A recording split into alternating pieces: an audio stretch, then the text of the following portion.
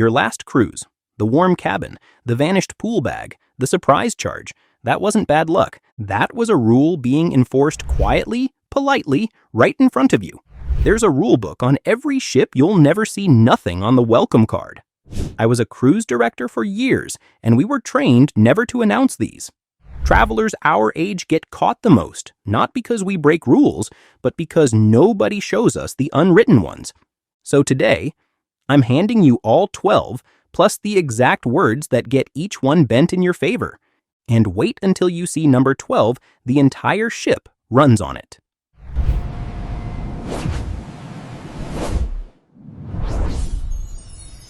Rule number 1, the balcony door shutoff. Here's something the cruise line will not put on the welcome card. Your balcony door has a magnetic sensor in the frame, and on most modern ships it's wired into your cabin's air conditioning. Prop the door open for the sea breeze, and the cooling quietly shuts off. No beep, no warning light, nothing. And stewards are told not to mention it unless you ask. You come back from dinner to a warm cabin and blame the ship. I watched this one every single sailing. A couple in their 70s kept the door cracked all afternoon, convinced for a week their cabin was broken. Their neighbors kept it latched, slept cool every night. Same deck, 2 different cruises. Your defense: keep the balcony door fully closed and latched when you want the cabin cool. Still warm with it shut? Call guest services for an HVAC check. It gets logged and prioritized. Take the breeze on the balcony, not through the doorway. Rule of thumb: if the balcony door is open, the cool air is already gone. The next one is sitting out by the pool right now, folded neatly on an empty chair. Rule number 2, the pool chair clock. This is the one that genuinely surprises people. Most major lines now run an unattended items policy on the pool deck, and crews work it with a literal timer. A towel parked on a chair starts a clock. 30 minutes on Royal Caribbean, 40 on Carnival. Clock runs out. A deck attendant collects your things and frees the chair. Honestly, I think this rule is fair.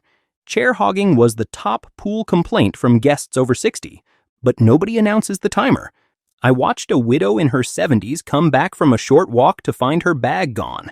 The family next to her had told the attendant first. Their things never moved. Hers were at the towel station. Nobody had said a word. Your defense: stepping away, tell the nearest deck attendant, and say how long. Carry your valuables. Let towels hold the chair. Items gone? Check the towel station first. That's where they land.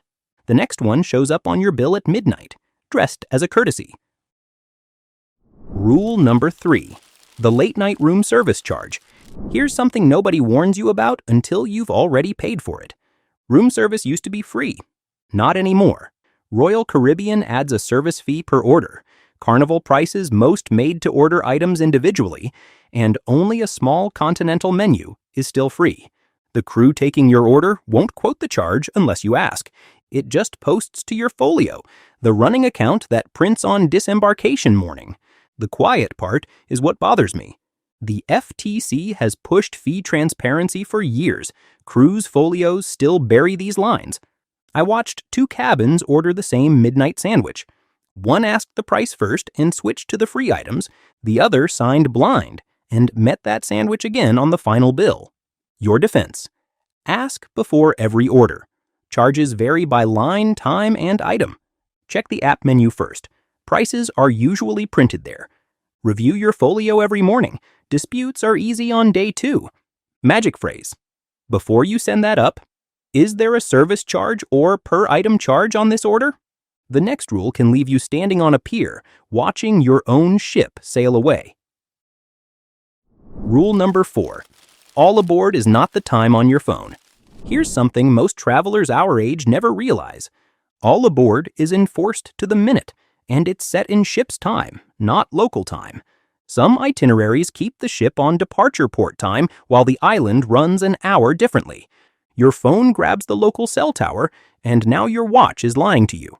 The gangway closes about 30 minutes before sailing, and the ship won't wait for independent travelers.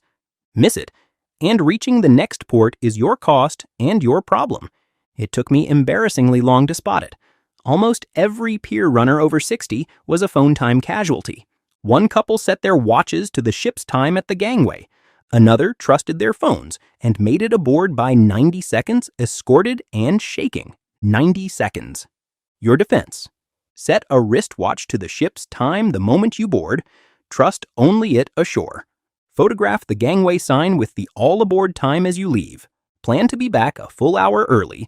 That buffer is your insurance. Magic phrase: is it all aboard in ship's time or local time, and is the ship changing time zones tonight?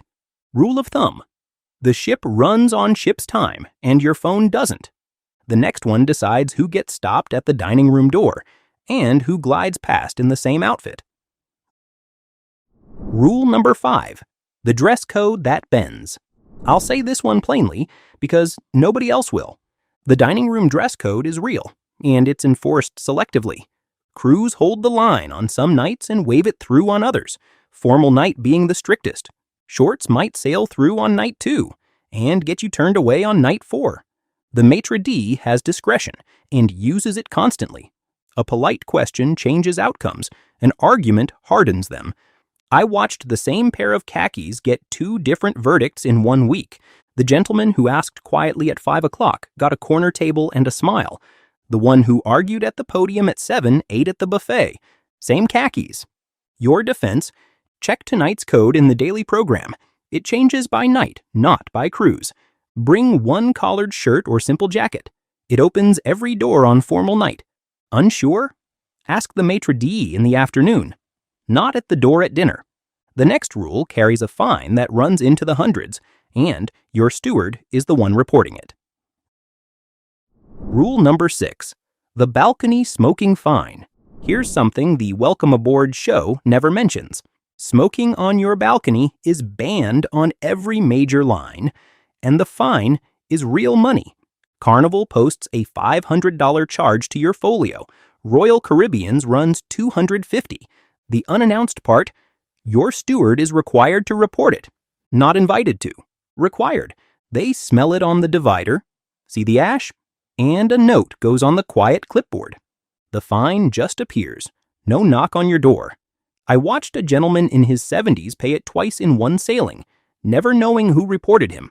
2 decks up, a lady asked on day 1 where the designated smoking areas were. She spent nothing. Your defense: ask guest services on day 1 where the designated smoking areas are. Every ship has them, never on the balcony. Divider gaps carry smoke, and the report is automatic. Dispute a fine the same day. Not on disembarkation morning. The next one happens before you ever board, inside your checked suitcase. Rule number 7. The suitcase search you never see. This one catches the most careful packers, which is exactly who we are at this age. Your checked luggage is screened before it reaches your cabin, and crews pull items without asking: surge-protected power strips, extension cords, irons, candles, all fire policy violations under maritime safety rules, all quietly confiscated. You get a form letter and a late suitcase. The frustrating part: most lines allow a non-surge charging block, but nobody explains the difference at booking. I watched the luggage haul every embarkation. The couple with a cruise-approved non-surge power block had their bag by 4 o'clock. The couple with the home power strip got theirs at 9, minus the strip. 4 o'clock bag, 9 o'clock bag. Your defense: pack a non-surge protected USB charging block. That's the version lines allow. Leave irons, candles, and surge strips at home. They won't reach your cabin. Confiscated items are usually returnable on the last night. Bring your claim letter to guest services. The next rule is about your hands, and a federal health program most cruisers have never heard of. Quick question: which of these have you watched a crew enforce without a word? Pool chairs, dress code, or the gangway? Tell me in the comments. And grab the free printable version of this list. It's linked right below in the description. If you're new here, subscribe. The last 5 rules are the ones I'd warn my own parents about, including the clause that outranks them all. Rule number 8. The handwash rule with a federal badge. Here's something most cruisers never connect to. That crew member at the buffet entrance cheerfully waving you toward the sinks is enforcing a rule, not offering one. Ships calling on U.S. ports operate under the CDC's Vessel Sanitation Program. Unannounced inspections, twice a year. Scores posted publicly. And when illness ticks up on board, the rules tighten overnight with zero announcement. Buffet tongs disappear. Crew start serving you. Gloved hands everywhere. That's an outbreak protocol you were never told to switch on. I watched it flip mid-cruise more than once. The guests who used the sinks and rolled with it stayed well. A few who dodged the sink line spent 2 days confined to their cabins. Your defense. Use the handwash stations every time. 20 seconds buys you the whole cruise. Buffet flips to crew-served mode, that's your early warning. Wash more, touch less. Feeling unwell? Report it. Voluntary reports get handled gently. The next one is about the machine that gets you around the ship and where you're allowed to park it. Rule number 9, the corridor parking ban. Here's something nobody warns you about until there's a letter on your bed. Your mobility scooter cannot be parked in the corridor. Not overnight, not for an hour.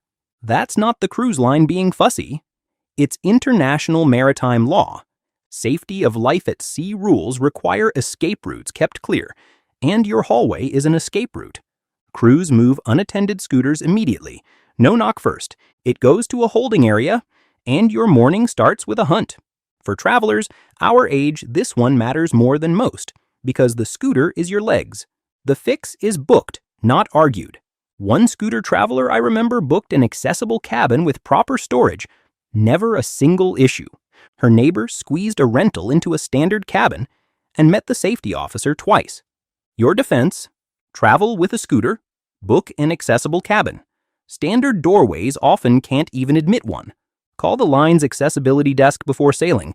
Get storage confirmed in writing. Charge it inside your cabin, never the corridor.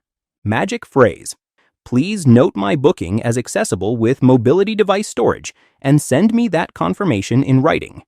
The next rule sounds like a courtesy sign on your door, and it quietly expired years ago. Rule number 10. Do not disturb has a time limit. This one surprises even veteran cruisers. That do not disturb sign no longer buys unlimited privacy. Major lines now require crew to verify every occupied cabin at least once every 24 hours. It lives in each line's safety policies, not the welcome brochure. Leave the sign up long enough. You get a knock anyway. Ignore the knock. A supervisor opens the door. I'll admit this rule annoyed me at first. It started as a safety net for solo travelers, and for seniors cruising alone, that's exactly what it is. A solo traveler in her late 70s didn't answer her morning check. The crew found her ill and had her in medical care within the hour. One deck down, a couple just fumed about the knock. One annoyance, one rescue. Your defense: expect one crew contact every 24 hours. It's policy, not nosiness. Want privacy? Give your steward a preferred window, they'll work around you. Cruising solo? That daily check is a feature. It's watching out for you. The next one follows you off the ship and into every shop on the pier. Rule number 11. The port problems the ship won't own. Here's something the shopping talk will never tell you. Step off the gangway on your own plans. And the ship's responsibility steps off with you. Independent excursions, pier taxis, beach rentals, not their liability.